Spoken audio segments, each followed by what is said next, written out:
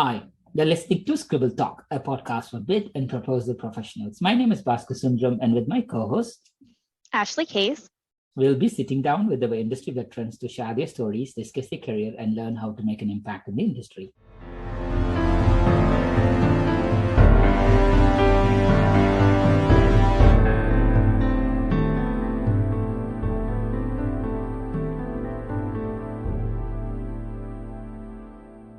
Today's guest is Lisa Rehurek.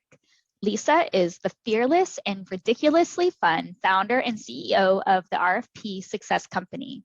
As an 8-time author, national speaker and trainer, and business builder, Lisa shines with her down-to-earth, get-it-done personality.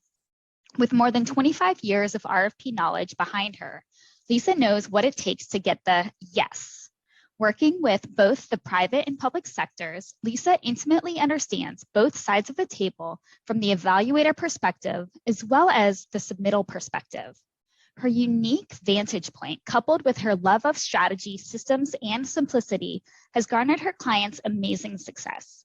Lisa and the RFP Successâ Company team help companies win business by developing the strategy, process, people, and content it takes to achieve high RFP win ratios. The RFP Successâ Company has trained and consulted hundreds of companies and helped organizations win over $100 million in business.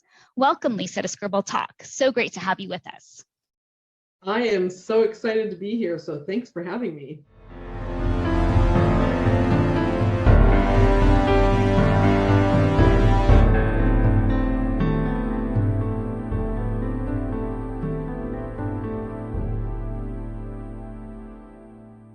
Absolutely. So if you've listened to the podcast before, you know that we like to start in the beginning. So we're curious, where were you born? Where did you grow up? And where did you go to school?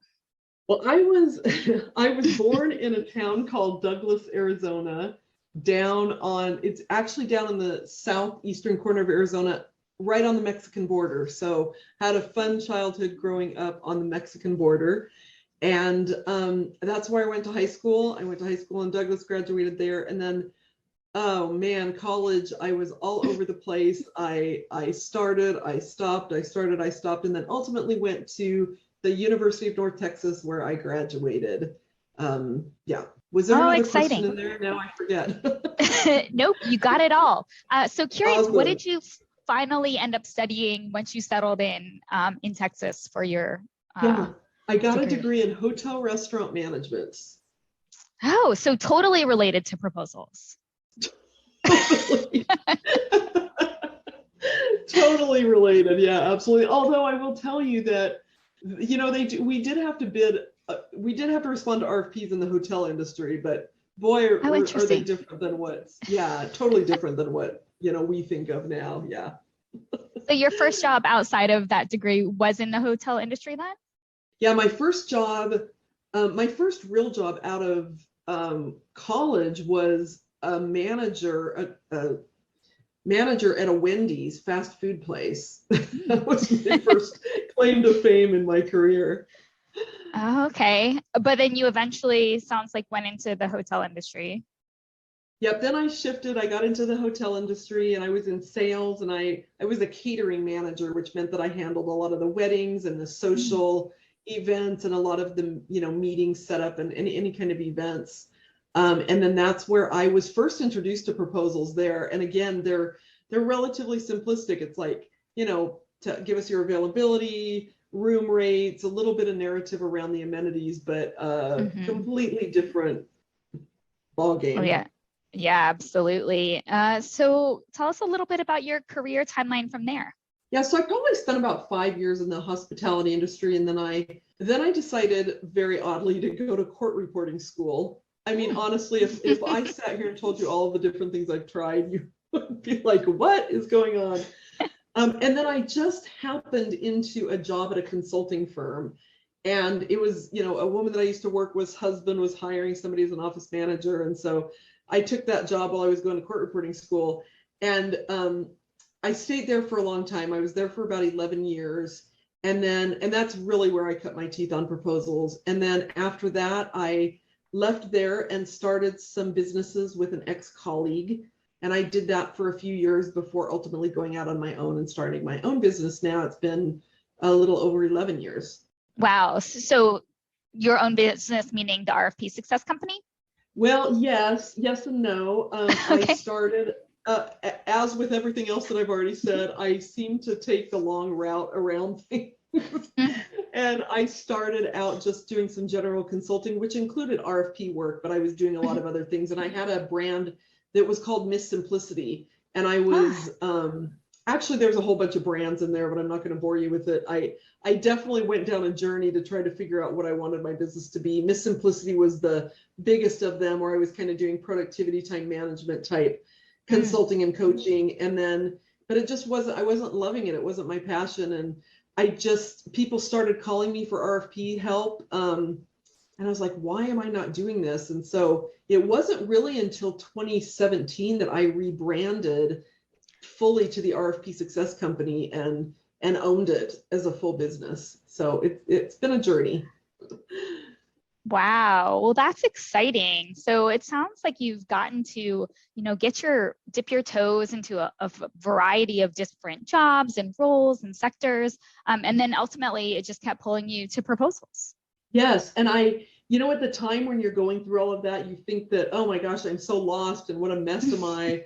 But it's helped me so much in the proposal world because I have experienced so many different industries and so many different job types that it helps me really understand different types of proposals. We work with a lot of different types of industries here, and I can usually pick up pretty much anything that's going on. So I think that set me up well for that. Oh, yeah, absolutely. And particularly as a consultant in the industry as well. Yes. So over the years, I'm sure you've had some interesting and memorable proposals. Are there one or two that stand out? Yes, there is one in particular because it was just, there were so many lessons in this for me, but it was when I first started working at that consulting firm that after I left the hospitality industry, and I remember them pulling me in to help me.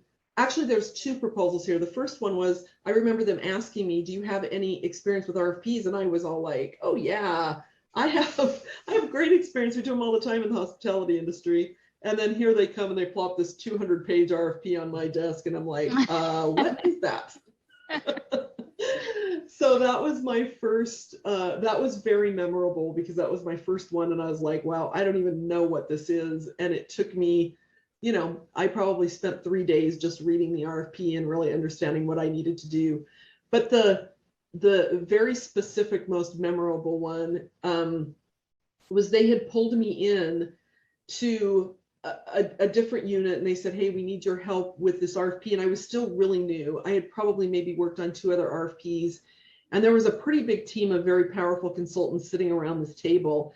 And as they're talking, I remember thinking, I don't think that they're doing this right. But I was so new and I was so scared to say anything because I was like, certainly they know better than me. And what they were doing was saying like, oh, we should give them this piece of collateral and let's tell them about this piece of work that we could do, even though it wasn't anything that was being asked in the proposal. When all was said and done, literally our proposal submittal for just one proposal was 3 3-ring binders of submittal. And I remember thinking, this is ridiculous. I think that we've overdone it, but I was afraid to say anything, right? But here's what's ironic is we didn't win, of course. Years later, I was telling this story and somebody in the audience that I was telling it to worked at that company, and they're like, we remember that. And we didn't even review it. We threw it right in the trash because it was too overwhelming. Right? Wow. So, I mean, I remember that because it was so like, I should have spoken up, and it's just a lesson in, trust your gut and trust your expertise, even though you might be new. But yeah, that was crazy. That is super crazy. What a story.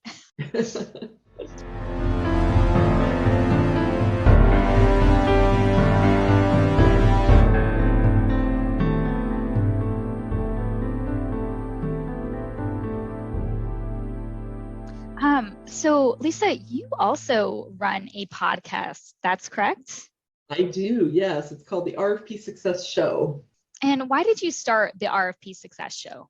Oh, that's a good question. I didn't see anything out there like that. And when I first started at that consulting firm, I remember trying to just find education around, if I'm new to proposals, how do I learn more? And there was some education, obviously, through APMP and through Shipley and some of those that tended to be very project management focused and very process focused. But there wasn't anything that was a little softer around philosophy and writing style and that kind of stuff. And when I started this company, I thought the same thing. There's not a whole lot out there that isn't just process heavy. And I thought that there was a space for it. And then I started it and I love it. I'm sure you guys feel the same way, right? Once you get in there and get your fingers in the pot, it's like, I love it. So yeah, that's pretty much why I started it. Oh, well, very cool. Definitely, a need out there for those softer skills and talking about those and providing that resource. So amazing effort there. Do you remember your first podcast guest? Oh my gosh, I don't. I know, isn't that horrible? It's been, 2 or 3 years now. And it's one of a few people. I just don't remember which one came first. And I remember I had one person on who was talking about relationship building. Another person, Saria was her name, talking about project management. And then I also had Talmor Anderson on who talked about building teams. I just don't remember which one came first. Yeah, it can be a blur when you're starting out the podcast, right? Yeah, totally. And we just hit 100 episodes, so I'm like, and it's just, it also evolves a lot, right? Like there's so much evolution in what you're talking about and kind of the approach that you take. So yeah, it's amazing what we don't remember. No, for sure. We can relate to that for sure. Well, tell us a little bit about your personal podcast journey and that evolution. Yeah, it's interesting because what I completely forgot about is that really where I started was a company called Business Radio X. A friend of mine runs Phoenix Business Radio X, and she was like, hey, do you want to start a podcast? You can do it through my studio. And that's really where I started. But it was in studio, so people would come into the studio and record live. And I remember thinking, this is a little bit too constrictive for me because my guests can be all over the nation. I'm not just focused in the Phoenix, Arizona area. And so I remember going out on my own thinking, this is so hard. Like she was doing all the production for me, and it was really easy to just show up and talk, which I do really well. That's the easy part, right? Right. And so then I found a podcast producer and then started, and I just kind of was throwing out topics that I thought people might be interested to hear. And I remember, I don't know if you guys have felt this, but I remember in the beginning always being afraid that nobody would want to come on. Like, how am I going to get a guest to say yes? And that's the easiest thing to do, really. Yep. And then it's just evolved into thinking more strategically about, who am I speaking to? What message do we really want to get out to the world? And, of course, there's always the side where people are like, you got to monetize, which we haven't done a great job of because I love it for the educational perspective out there. But that's part of our strategy in 2022. Oh, cool. Yeah, I think we have a similar issue where, we put a lot of money into it and, it's really more sharing at this point for us. Yeah, I hear you. So tell us, are there any, memorable stories or guests from your podcast? Oh my gosh, there are so many great people that I've had on. And one of the things that I love is when I have a guest that I don't even, it doesn't seem like an RFP topic, but it's so relevant to the work that we do in RFP. So it's really easy to get stuck in, oh my God, I've got to have somebody that's in the RFP space. But that's not true. I had my sister on, actually. That's probably one of the most memorable because it was my sister. And we were talking about communication and how important communication within the team is when you're working on something like this. And it was really fun to have her on. We sound very similarly, and I have a pretty unique voice, and she sounds just like me. And so I think people hearing it from the outside, even me listening to it back, was a little weirded out because I'm like, oh my gosh, we sound so much alike. But that was a pretty fun one. Oh, I can imagine. Sort of like talking to yourself, but not really. Exactly. So Lisa, you have also written 8 books. Yeah. Can you tell us, like, how did you get started? Well, and then like just from there.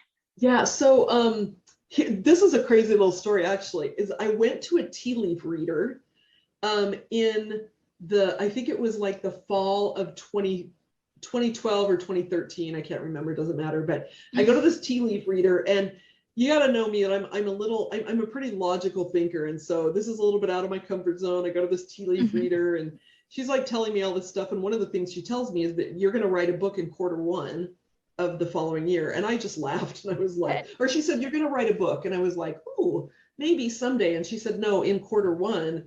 And I was like, no, that will never happen. And then literally, I think it was a month later that a woman that I know reached out and said, hey, I've got an anthology that I'm putting together. And what that is it's a collection of writers that come together. We each write a chapter in a book. And sure enough, I became a published author in the first quarter of the following year with that book. And so that was my first introduction in, and I ended up doing 3 books like that. So those 3 are counted in 8, where I contributed a chapter to those books, and then I got hooked. So yeah, and I'm in the middle of another one now. I'm in the middle of my 9th one right now. So oh my goodness.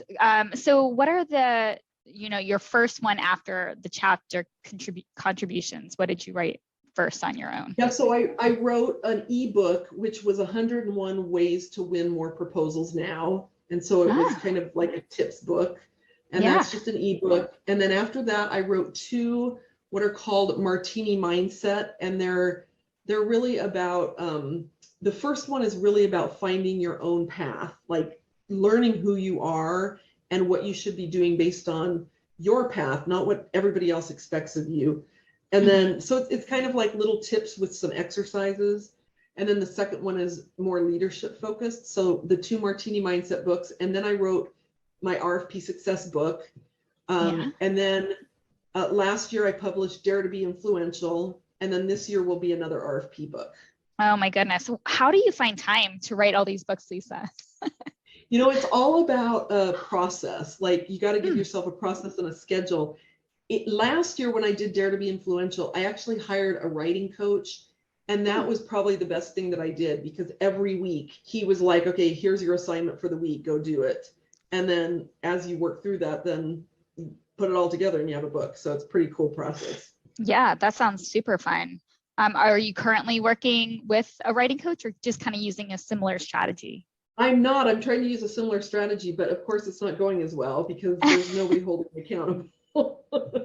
Yeah, that's the tough part, right? Sort of like with proposals. Yeah, exactly. Until you have that due date.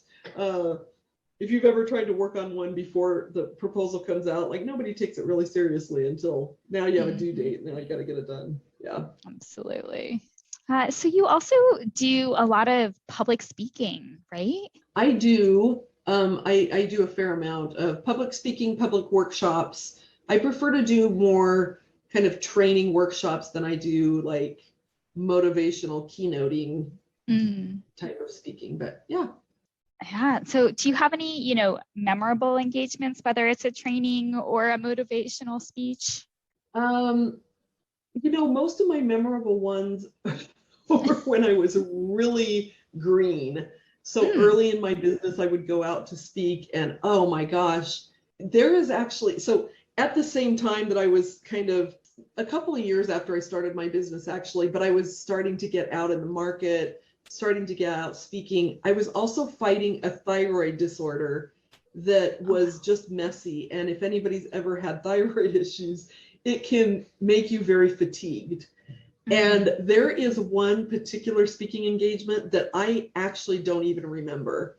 Like I just flat out, like I know that I went, I know that I spoke, but it's almost like I blacked the whole thing out. I was so fatigued and it was all I could do to pull my energy out to go. I'm sure it was horrible, but I did it. And, you know, sadly, those are the ones that stand out, right? Some of those that were like, yikes.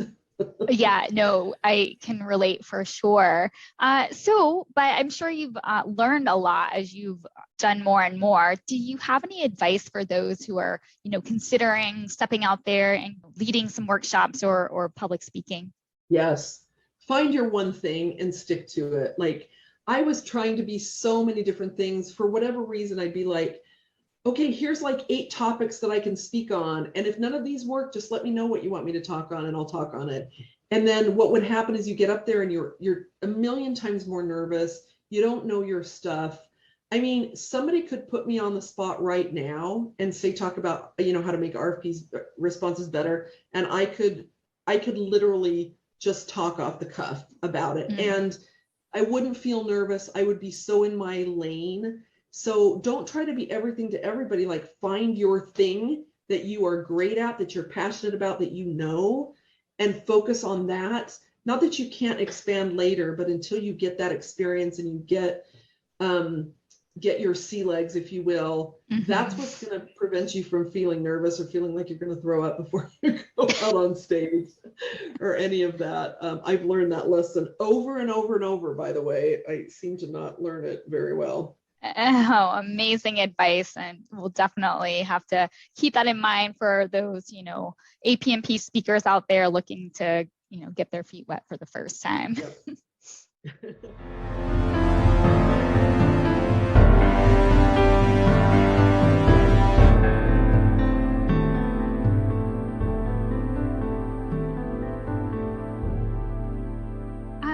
So tell us a little bit about, you know, entrepreneurship and, you know, what advice or, you know, why people might want to consider entrepreneurship.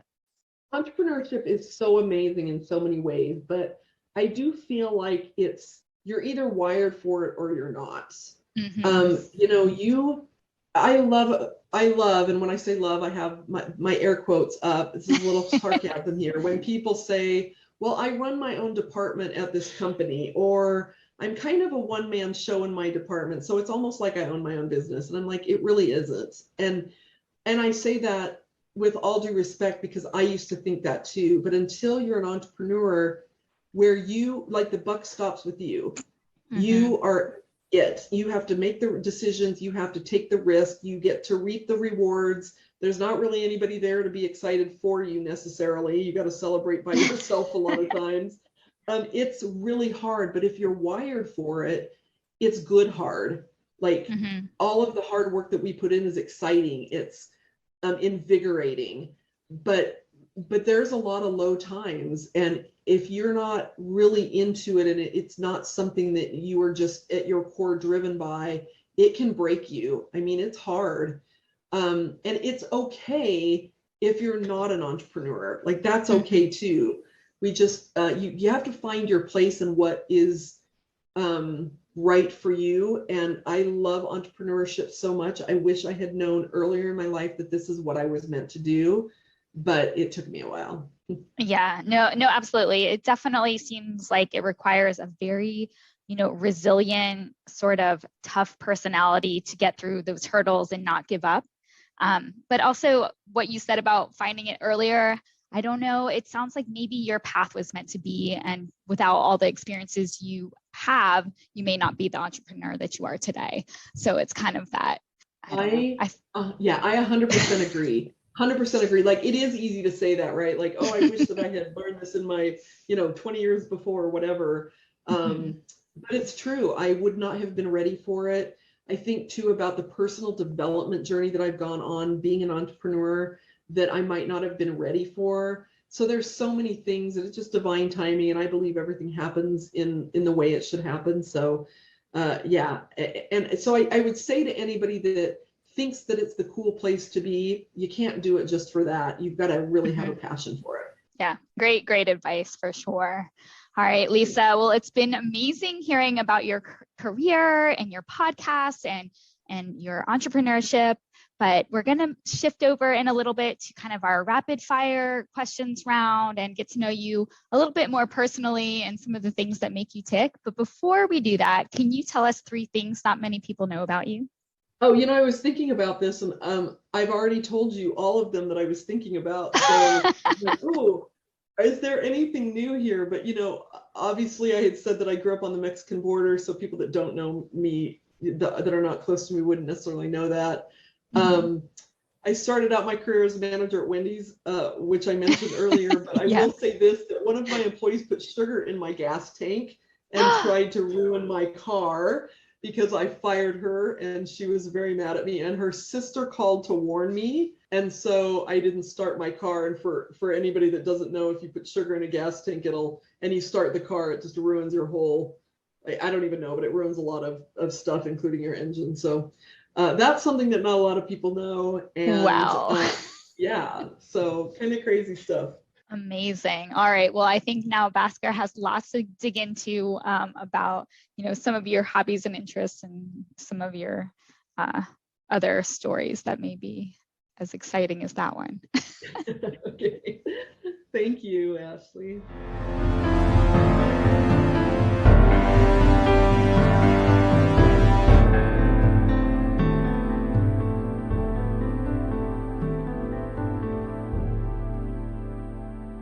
I was just wondering, Lisa, I think earlier on you were managing wedding proposals. Later on, you're managing tender proposals. I mean, what a transition, right? From being a wedding to this one. I don't think many people can translate to. So that's great. And Lisa, I know you're super busy running a podcast, running a successful company, speaking, writing books, etc. What hobbies and interests do you have, Lisa, in your spare time? So I am a huge dog lover. I have 2 amazing dogs that I adore. So they are, I consider them a hobby. They're like my children, but so, hanging out with my dogs for sure. I do like to travel. I love spaing. So anytime I can get to the spa, that's a big thing for me. I like wine tasting. I just came back actually from a wine tasting trip in California. I also have a summer cabin, so I love being up there and working on the cabin. I love to read. Sadly, I shouldn't say sadly, but I love to read business books, and I consider business very much a hobby. So not only is it my work life, it's probably my number 1 hobby, really, because I just love to learn about business and learn about all of the different types of businesses that are out there and what makes them tick and leadership and all of that. So that's a very, very big hobby of mine as well. Perfectly. So let's just take one thing at a time. You were 2 dogs, Tuck and Oliver. Who is the naughtiest one? Tuck by far. Oliver is like this really stoic, laid back guy who tattles on Tuck all the time.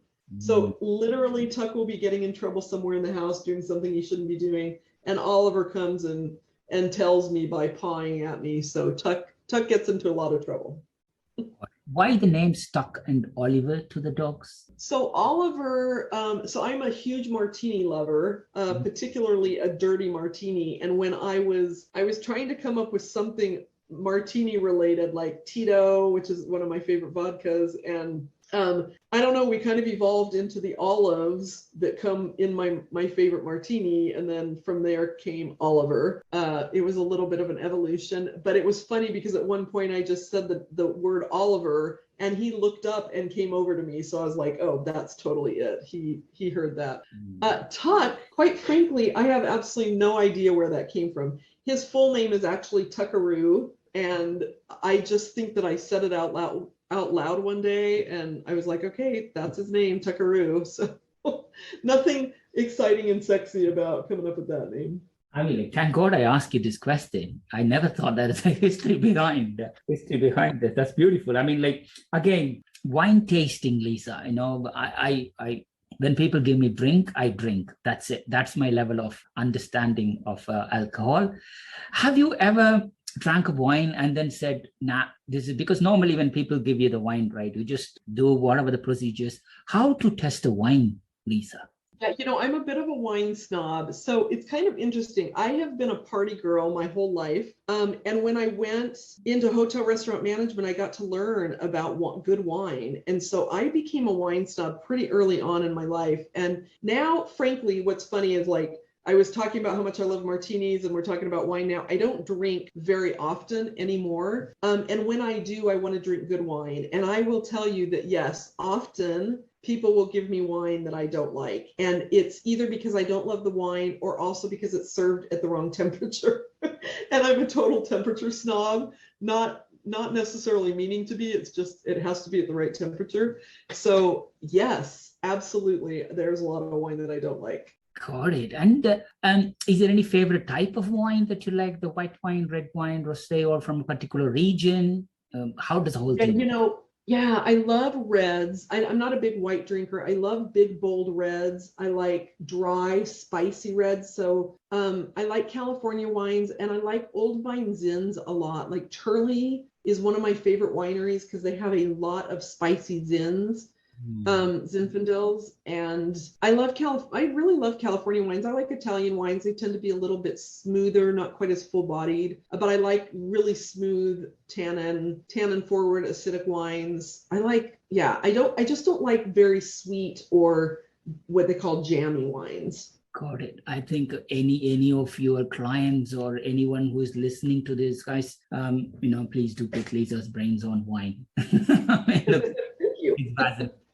It's fascinating, that one. So again, dirty martini. I mean, like, again, it's the same story for me. Cocktails for me, I just drink anything that's been given to me. Why dirty martini, and what's inside dirty martini, Lisa? Yeah, so a dirty martini is just vodka with green olive juice and a little bit of vermouth. And I like it what they call filthy dirty because I like extra of the green olive juice in my martini. And but so that's it. I mean, they can be pretty strong, but I love green olives and I love green olive juice. And so I just love them. They're they can be pretty potent, and it's hard to find a good one. It's not, you can't get them just anywhere because you got to find a good bartender who knows how to make them, but they're really good. Got it. And regarding being a foodie, what type of food do you like the most eating, and what type of food do you like cooking?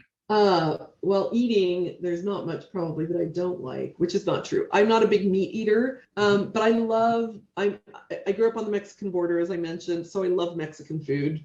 Good Mexican food, especially like authentic border Mexican food, I adore. I cook it a little bit, but I'm not super well versed in cooking that. I love good Italian. I cook a lot of fish and, soups and fish and anything fish, shellfish, one of my favorite things for sure to eat and cook. I love to go out and have the experience of the restaurant and the service. And like, we went out to a restaurant, a friend of mine and I, it's been a couple weeks now, and everything was just phenomenal, right? Like from the minute that you walk in the door and the whole service experience to the food itself and every single course and the love and the passion that the chef puts into those meals. And it's fascinating to me, and it's just an overall experience that I just absolutely love. I wish I could cook like that, but I can't.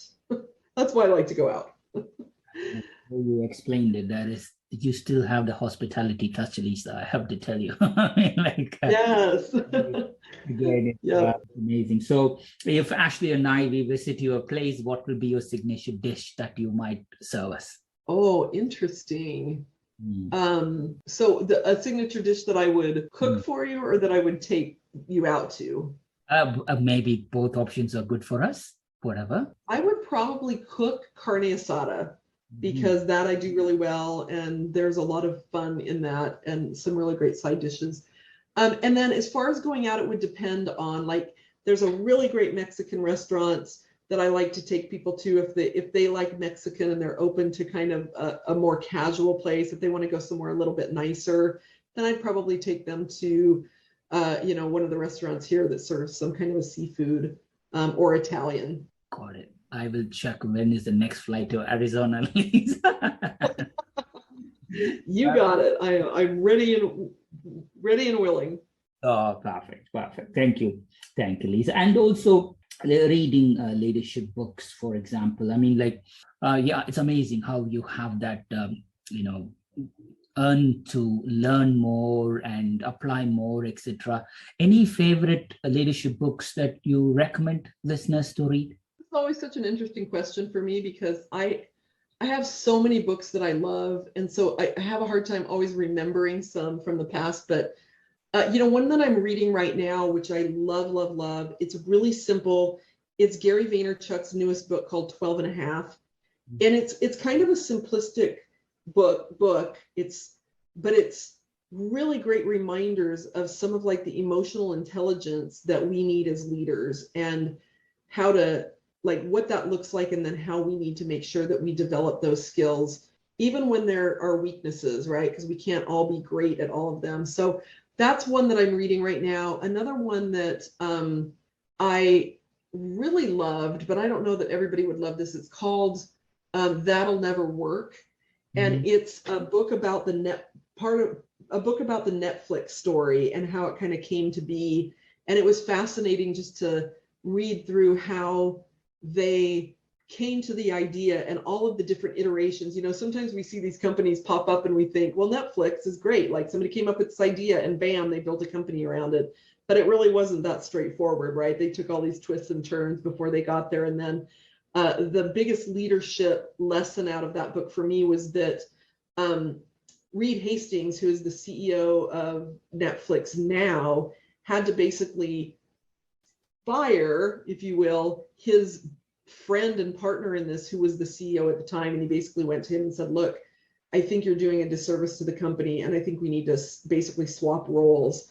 And it was just a lesson in being able to say, am I what's right for my company at this point? And now I can't even remember his name. Mark something was the other guy's name, and he had to swallow his pride and say, I'm going to step back for the betterment of the company. And I'm like, oh man, what an amazing leadership moment, right? To be able to do that and then still talk about it without ego. I just thought that was phenomenal. Totally, Lisa. I think 100%. Thank you for sharing that.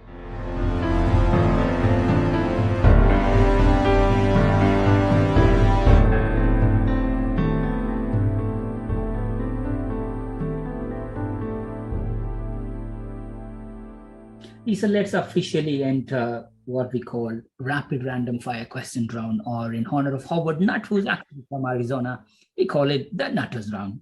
So let's begin. Lisa, what's the most useful invention of all time, according to Lisa Rehurek? The iPhone. Okay. What's the weirdest thing you have ever eaten? Ooh, the weirdest thing I've ever eaten. Probably tripe. Because it's just like eating a big piece of fat. Doesn't sound good. It's not What's good. Favorite fruit? Cherries. So I know you wrote 8 books, but if you are about to write a book about yourself, an autobiography, what would you name it? Confused. Nice. So what's a dream you have never said out loud so far? That I've never said out loud. Well, there's a lot that I say out loud. What is a dream? Oh, all right. Well, this isn't super sexy necessarily, but honestly, I want to find the love of my life. And I rarely say that out loud. Good. I think listeners, you know where Lisa lives. If you know somebody who is good, as talented as Lisa, you know who to contact. So I'll leave it there. That's great. Lisa, do you watch TV? What's your favorite TV show? Yes. I am what is my favorite TV show? Probably favorite is American Ninja Warrior. American Ninja Warrior. Wow, okay. I think your first line of your bio said you're fearless. Now I know why. What's the courageous thing that you have done so far, or anything that you think, oh my God, I never thought I would do it, but I did it? Start my own business. I mean, I'm not courageous in like jumping off a bridge with a bungee cord, but I'm courageous in taking chances in my life. And so I would say starting my own business for sure. Well, definitely, that's 100%. It's starting could be even possible, but sustaining it, going it forward, keeping it running in a continuous way, that requires a lot of guts. Lisa, I respect to you. Well done. So Yeah, well, and building it to a 7-figure business, I think was also like I would have never thought that possible. So no, 100%. Totally, you're an inspiration, Lisa. Please do continue to thank inspire. you. Lisa, what would be the hardest thing for Lisa to give up? My dogs. Nice. So, Lisa, you have a chance, time machine. If you could transport back in time to experience one event from the past, what event would you choose and why? Wow, that's like a deep, good question. But what events? Oh my gosh, there's like so many swimming in my head. What event would I'm clearly not very good on my toes because, the first one that comes to mind, I don't know if this really is it, but the first one that comes to mind is my 40th birthday. There were so many fun celebrations wrapped around that birthday and so many cool experiences and friends and family around me that it just is like a feel-good moment for sure. Totally. That's great. So we can visualize it on your behalf, but I'm sure there'll be much more of great family, a lot of loved events coming up in your life, Lisa. Good. Yes. So have you ever cried at a movie? Oh, yes. First one I remember crying out was Benji. Benji. Oh my God, definitely 100%. Yes. So you have been given an elephant. You can't give it away or sell it. What would you do with the elephant? Oh my gosh, I would ride the elephant. So I can't give it away or sell it. Yeah. Well, I'd turn my backyard into a little elephant oasis and I'd love on the elephant and I'd introduce my dogs to it. Yeah, I don't know, maybe I'd ride it around the neighborhood. Definitely. I think that sounds great.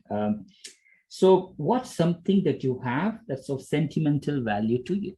A couple of years ago, so my parents are getting older, as are we all, right?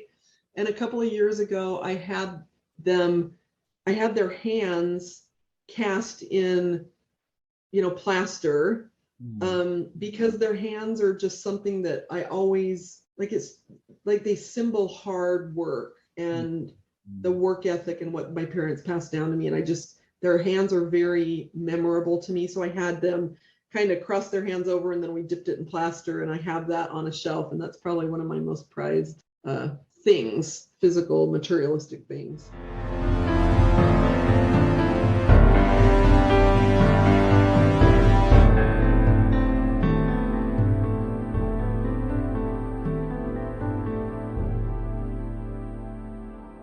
What a beautiful story, that one. So officially we end the rapid random fire questions round, but the response that you just gave us nicely takes us to the gratitude round.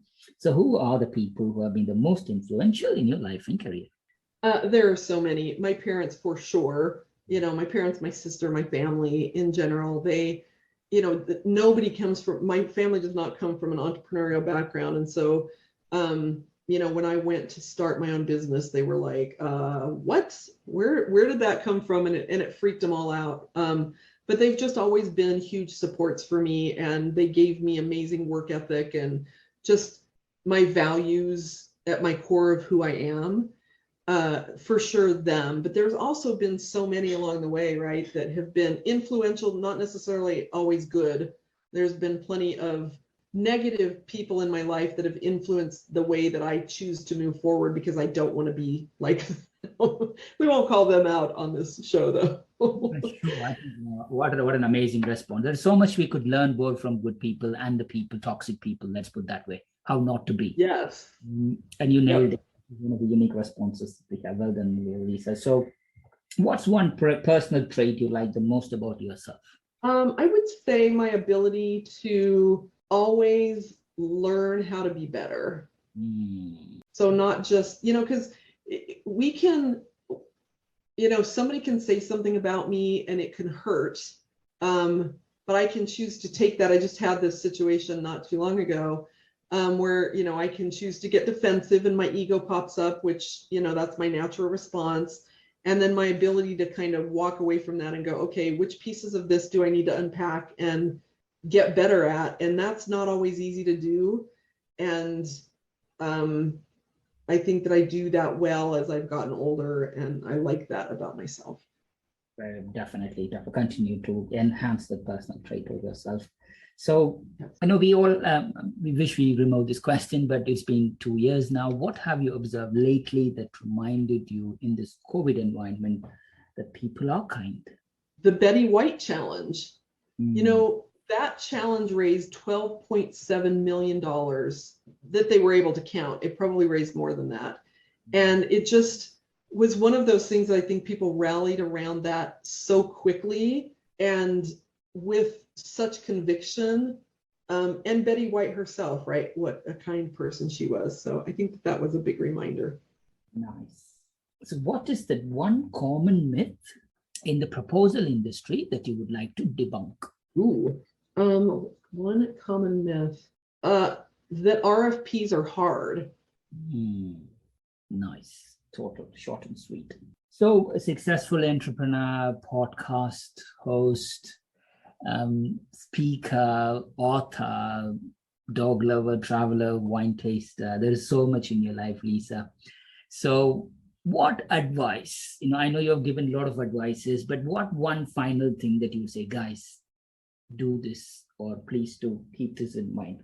Anything that you would like to say to people, one advice to any fellow bid and proposal professionals or any entrepreneur or any speaker, anything. You have touched so many layers here. I would say, and this is kind of a platform that, like, if you read some of my non-RFP books, you'll totally get this, is like, just find you. And that sounds so crazy because it sounds like, well, we should know us, but get to know you and what you are most excited and passionate about, what motivates you, and what you're good at, instead of worrying about what everybody else wants you to do or what everybody else thinks you're good at. And just stay true to you, and everything else is going to be okay. If you just stand true to you and plant your flag in that. What a beautiful advice. Thank you so much, Lisa. Lisa, what's next for you? What are you looking forward to in the immediate future? I am looking forward to continuing to build this company. It's been super exciting to get it to where it is now, and we're looking for continued growth with the company. So that is super exciting to me. I personally want to get into real estate investing, of which is way out of my comfort zone and way out of my knowledge base. But that's kind of an exciting thing that I think about often, and I'm starting to study a lot more about. And then, I'm a single gal, someday hopefully finding love. So all of that to look forward to in my future. Totally. I think, Lisa, thank you. We wish you all the good health and all the dreams coming true. But before we close the episode, Lisa, is there any final thing that you would like to share about your life or career? Or is there anything else you would like to share before we close the episode? Yeah, the one other thing that I'll say is, for anybody listening that is like, oh man, I just don't know what I want to do, or I can't find my place, like, just be kind to yourself about it. It will come. I am 56 years old, and I started this company in its current form about 5 or 6 years ago. And I finally found my place. And I went on a crazy journey. I tried a million different things. At the time, I thought there was something wrong with me, but it's all served me. And at the end of the day, being myself was the magic pill. Just letting me be me is the magic pill. So be kind to yourself and find you and do you. Wow, what a close to the podcast, Lisa. Thank you so much. Be you, what a message. So, Lisa, thank you so much for taking the time in your busy schedule, running 100 things, writing even more books, and with your dog and so many things for joining us. It's been an absolute privilege to have you, a proper podcaster, to join our podcast. Wish you, your family, all the good health and happiness. Continue to inspire everybody, Lisa. I hope to meet you face to face in the coming months or coming years. Stay healthy, stay happy, stay safe. You as well, and thank you and Ashley both for having me on. This has been fabulous, so thank you. Thank you, Lisa. To our listeners, thank you so much for tuning in. Please visit batchuscribble.com/podcast to listen to this episode and check out any of our other previously recorded episodes. If you've enjoyed today's interview, don't forget to subscribe, review, and share the Scribble Talk podcast. We hope you'll check out our next episode where we interview another industry expert and special guest. Until then, it's Ashley Kays, Bhaskar Sundaram, signing off.